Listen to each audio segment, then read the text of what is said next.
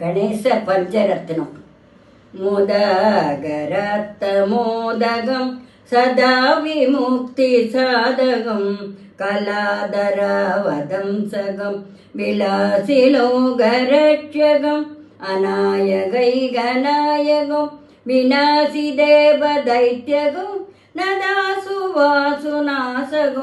नमामिदं विनायकम्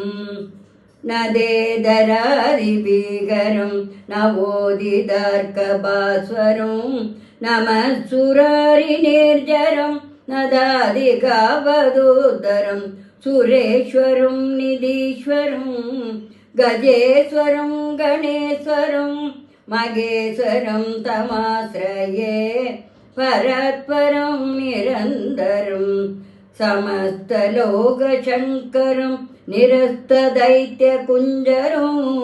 तरेदरोदरं वरं वरेभवक्त्रमक्षरं कृपाकरं क्षमाकरं मुदाकरं यशस्करं मनस्करं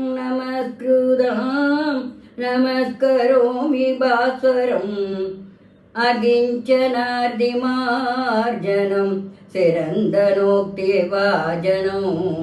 पुरारिपूर्वनन्दनं सुरारिगर्वसर्वणं प्रपञ्चनाशभीषणं धनञ्जयादिभूषणं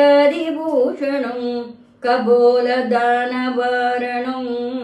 भजे पुराणवारणं निदान्तगान्धिदन्तगान्ध अन्धगात्मजम् अचिन्त्यरूपमन्दगीन मन्दराय वृन्दनं हृदन्दरे निरन्तरम् असन्तमेव योगिनं तमेकदन्तमेवदं विचिन्तयामि सन्ददं मगागणेशपञ्चरत्नम् आदरेण योन्वगं प्रजल्पदि प्रबादहे हृदि स्मरन् गणेश्वरम् अरोगदामदोषदं